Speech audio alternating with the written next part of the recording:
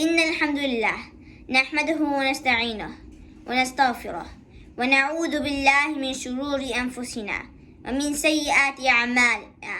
من يهده الله فلا مضل له ومن يضلل فلا هادي له، وأشهد أن لا إله إلا الله وحده لا شريك له، وأشهد أن محمدا عبده ورسوله. أما بعد. The Prophet Ibrahim AS has a great place and many virtues as described in the Noble Quran and the Sunnah. Today we will consider some Quranic stories that clarify how Ibrahim AS deserves this high position with his Lord. One of the most difficult situations faced by Ibrahim AS in the beginning of his mission was when he invited his father Azar to Islam. The Noble Quran narrated their dialogue in the most eloquent and clear fashion. Surah Maryam, verse 41. واذكر في الكتاب إبراهيم إنه كان صديقا نبيا. And mention in the book Ibrahim, verily, he was a man of truth, a prophet. 42. إذ قال لأبيه يا أبت لما تعبد ما لا يسمع ولا يبصر ولا يغني عنك شيئا. When he said to his father, O my father, why do you worship that which hears not, sees not, and cannot avail you in anything? 43. يا أبت إني قد جاءني من العلم ما لم يأتك فاتبعني أهدك صراطا سويا. O my father, verily there has come to me knowledge that came not unto you, so follow me, I will guide you to a straight path. 44. يا أبت لا تعبد الشيطان إن الشيطان كان للرحمن عصيا. O my father, do not worship Shaitan. Indeed, Shaitan has ever been, to the most merciful, disobedient. 45.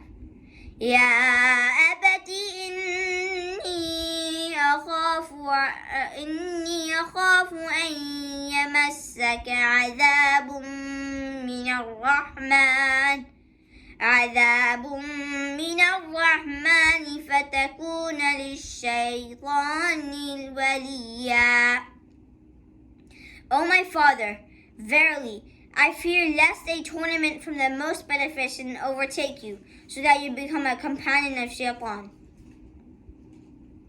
Today, we are focusing on the extent of Ibrahim AS' patience to bear mental and physical abuse from his father's unexpected response.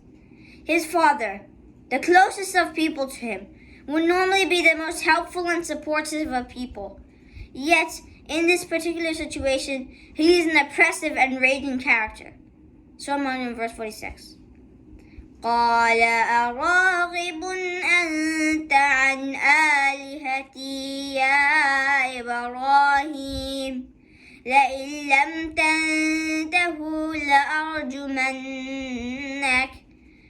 واهجرني مليا. He said, Do you reject my gods, O Ibrahim? If you don't stop, I will indeed stone you. So get away from me safely before I punish you. Next, look at the amazing response that Ibrahim AS responds with. Surah Maryam, verse 47. قال سلام عليك سأستغفر لك ربي إنه كان بي حفيا. Ibrahim said, Peace be upon you. I will ask forgiveness of my Lord for you. Verily, he is unto me ever most gracious. 48. وأعتزلكم وما تدعون من دون الله وأدعو ربي عسى ألا أكون بدعاء ربي شقيا. And I will leave you and those you invoke other than Allah and will invoke my Lord. I expect that I will not be invoked to my Lord unhappy. Due to the stubbornness of the people, especially those closest to him, they did not accept his invitation. Rather, in some cases, they fought against him and blocked his people. This is the complete story of when Ibrahim AS had to leave his beloved wife and son in a valley. Ibrahim AS brought his wife and her son Ismail AS while she was nursing him to a place near the Kaaba under a tree on the spot of a Zamzam, at the highest place in the mosque. In those days, there was no human being in Mecca, nor was there any water. So he made them sit there and placed them a leather bag containing some dates, a small water skin containing some water, and set out homeward. Ismail's mother followed him, saying, "O Ibrahim, where are you going, leaving us in this valley where there is no person whose company we may enjoy, nor is there anything to enjoy?" She repeated that to him many times, but he did not look back at her. Then she asked him, "Has Allah commanded you to do so?" He said, "Yes." She said, "Then he will not ignore us." She returned while Ibrahim continued onwards. Having reached the Thaniya, where they could not see him, he faced the Kaaba, raised his both hands, and supplicated. Surah Ibrahim, verse 37. رَبَّنَا إِنِّي أَسْكَنْتُ مِنْ ذُرِّيَّتِي بِوَادٍ غَيْرِ ذِي زَرْعٍ عند بيتك المحرم ربنا ليقيموا الصلاة فاجعل أفئدة من الناس تهوي إليهم وارزقهم من الثمرات لعلهم يشكرون. Try your best to imagine leaving your family in an abandoned valley with nothing but sand and sand for miles, and no food or water in sight. This is one of the many trials Prophet Ibrahim AS had to face and bear patiently. Let us hear another situation that I firmly believe is the most difficult situation that Prophet Ibrahim AS was told to do during his mission to call to Allah. Surah Al-Fat, verse 101. فَبَشَّرْنَاهُ بِغُلَامٍ حَلِيمٍ. So we gave him good tidings of her forbearing boy. 102.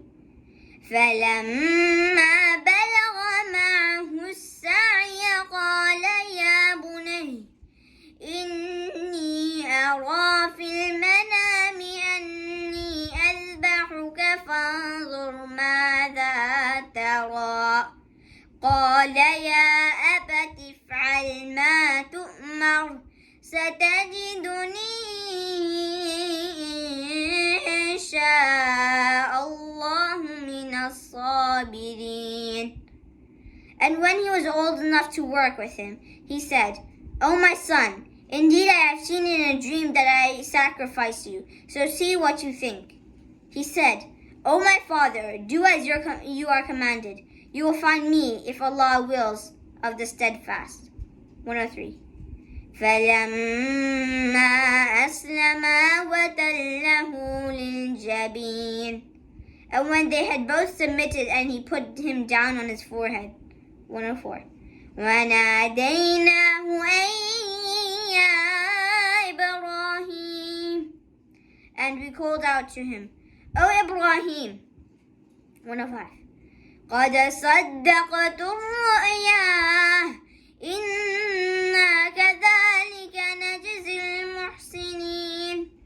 You have fulfilled the vision. Indeed, we thus reward the doers of good. 106.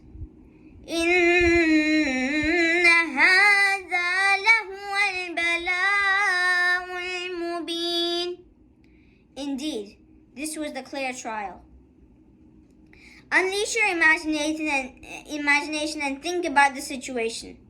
A man who reached a high age was blessed with a son who then worked with him and assisted him with the hardships of life.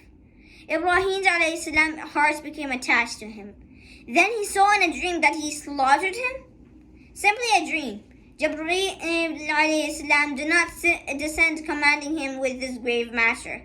But in the hadith narrated by Ibn Abbas, the dreams of prophets are divine inspiration.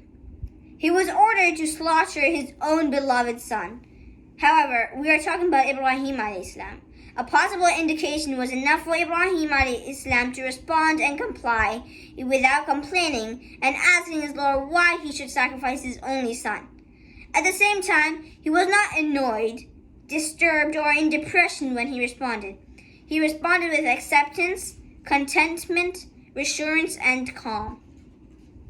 Ibrahim AS is a wonderful and unique model of fully accepting and obeying Allah's command with absolute submission to His decree as indicated in the Quran. Surah Baqarah 131. إِذْ قَالَ لَهُ رَبُّهُ أَسْلِمْ قَالَ أَسْلَمْتُ لِرَبِّ الْعَالَمِينَ. When his Lord said to him, "Submit," he said, "I have submitted to the Lord of the worlds." O Muslims, we must learn from this noble story is that Iman is not simply a word that is uttered. It is a reality that comes with obligations, a trust that comes with a burden, a struggle that requires patience, an effort that requires enduring. It is not enough for people to say we believe without being subjected to trials.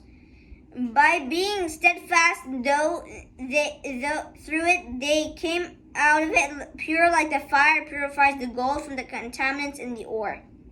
And the messengers of Allah Almighty reached their high status only after trials and purification. That's why Allah tests us with afflictions. We are the followers of these messengers. Allah commanded us to sacrifice for His sake and not place anything from this worldly life above Him. Allah only wants Islam and submission, so that nothing occupies people away from Allah or turns them away from His commands, or that nothing is valued more than Him, whether it is their children, families, relatives, wealth, dwellings, businesses, or self and life.